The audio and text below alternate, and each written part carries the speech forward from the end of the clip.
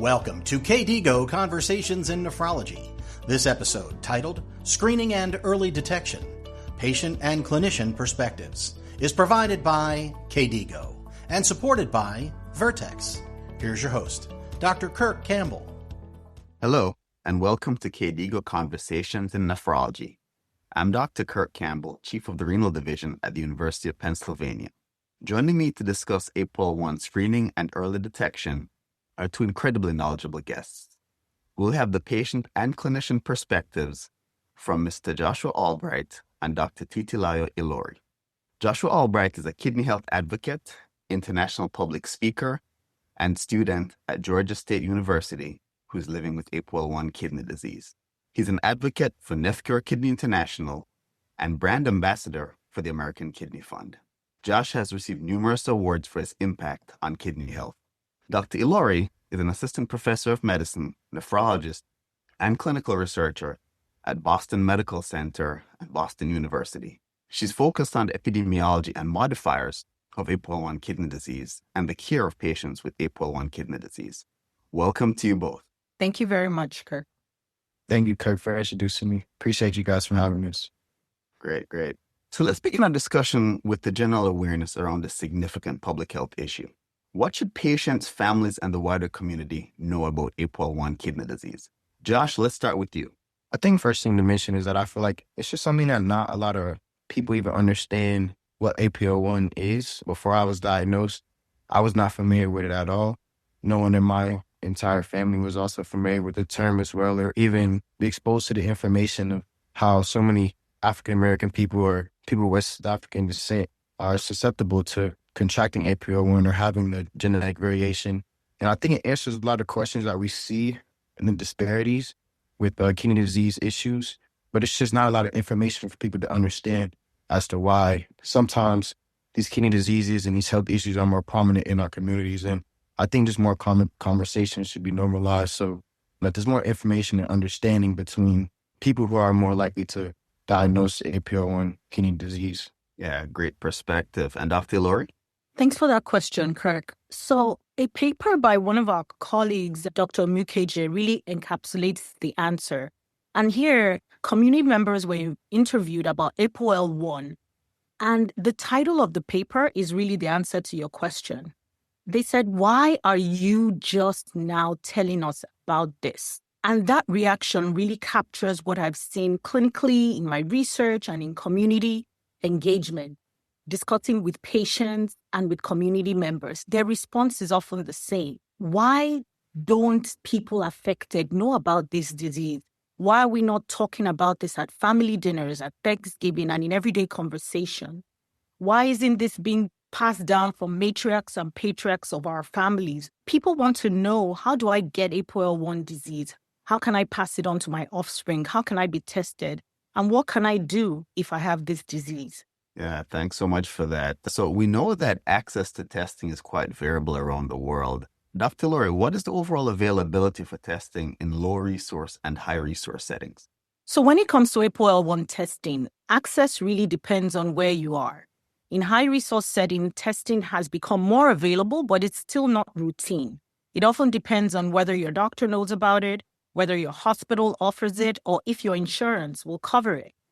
But in low resource setting, the picture is very different. There is little or no access to genetic testing outside of research studies or charity programs.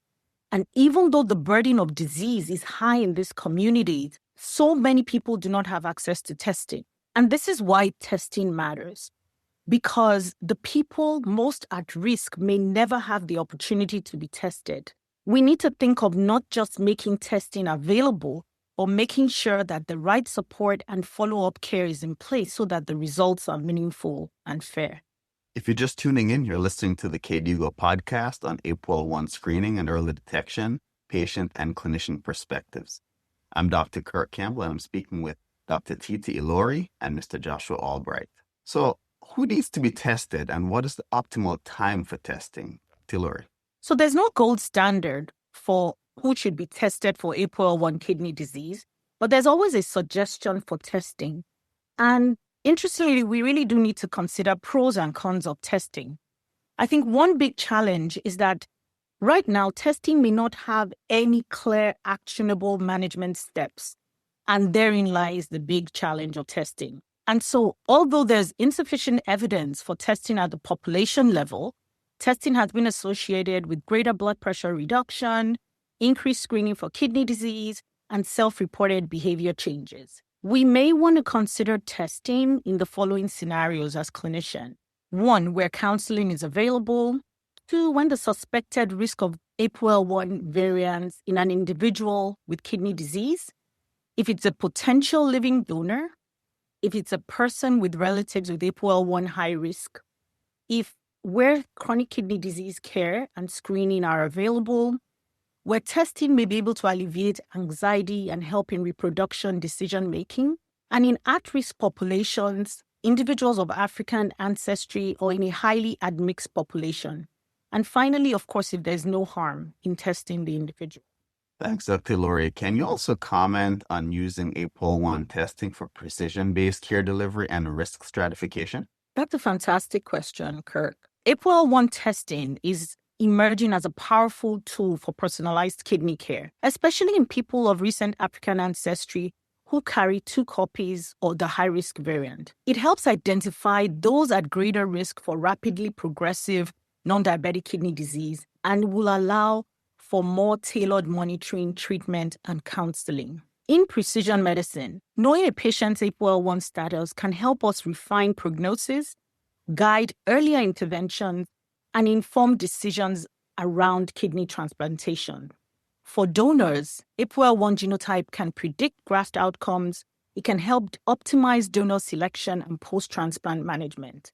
It also supports risk stratification, family counseling, and lifestyle planning for those at higher risk.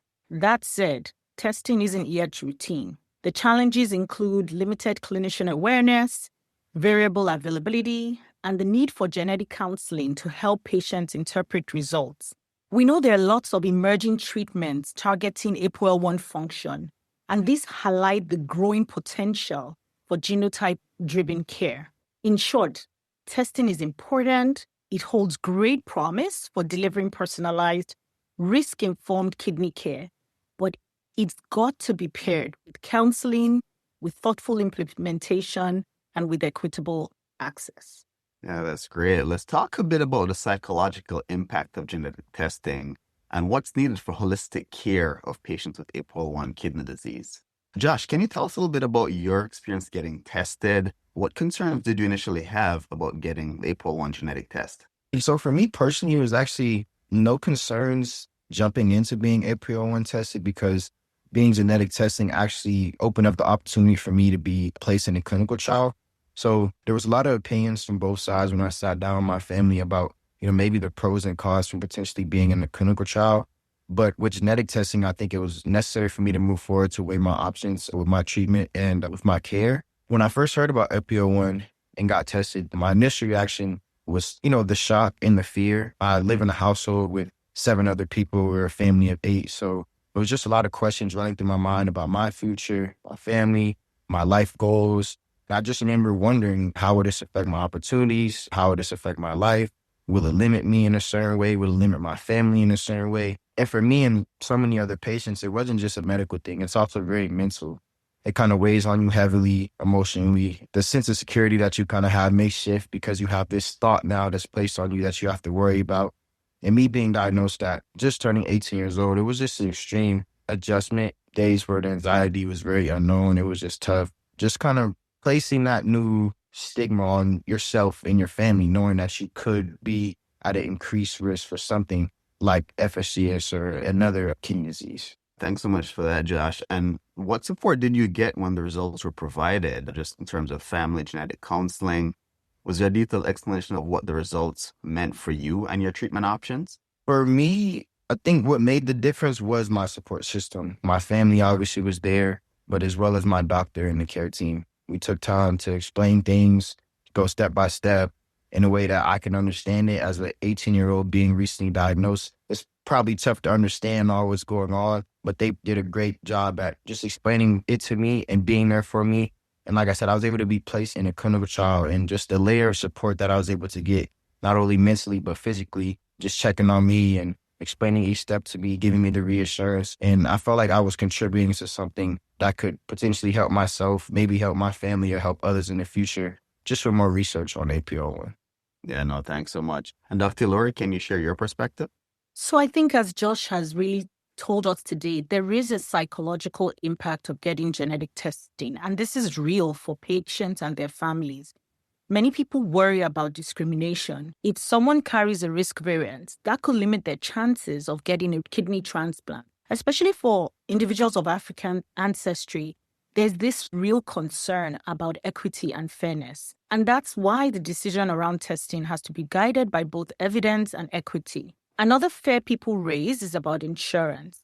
If insurers had access to this genetic information, whether for people with kidney disease or those who are completely healthy, will that mean higher premiums or new barriers to coverage? And so, no, it's not just about the science of the test. It's also about the support provided for patients. Genetic counselors and psychologists are critical in helping individuals navigate these results and manage the anxiety that may come with them. So before we close, are there any final messages either of you would like to leave with your listeners? We'll start with Dr. Ilori. As we wrap up, I want to leave us with this charge. Let's spread awareness about APOL1 kidney disease, especially among those at risk. Testing matters because the research is still evolving and there are many more important questions that we need to answer. But just as important as the science is the equity. We need to make sure that people who choose to be tested are supported, results are handled fairly, and no one is left behind. And finally, community engagement is key.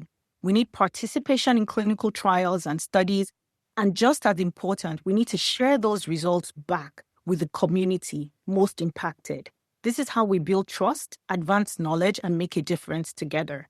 In summary, let's spread awareness, let's ensure equity in testing, and let's bring research results back to the communities most at risk. Thanks so much. And Josh? My final message is really about trust and the importance of genetic testing. When I first went through this, I had to learn to trust my doctor and the care team that was walking with me. The trust made it possible for me to accept my diagnosis, get into a clinical trial, and believe that there was still hope for my future. Genetic testing played a huge role in my story. It didn't just give me answers. It placed me in the study that I'm in today. And I truly believe that it was a major part of saving my life. But even more importantly, genetic testing also led to my brother being tested and diagnosed. And without that, he may not have caught his kidney disease early. So for me, genetic testing isn't just about risk. It's about giving families a chance to act, prepare, and support one another. So I truly believe if we keep pushing for awareness, access, and support around APOL1 testing, I hope more patients have stories that are similar to me and my brothers and my family. Yeah, such an important perspective. I'd like to thank my guests, Dr. Titilayo Ilori and Mr. Joshua Albright, for joining me. It was great having you both on the podcast. Thank you for having us. Thank you so much for having us. I'm Dr. Kirk Campbell. To access this and other episodes in our series, visit kdigo.org/podcast. Thanks for listening.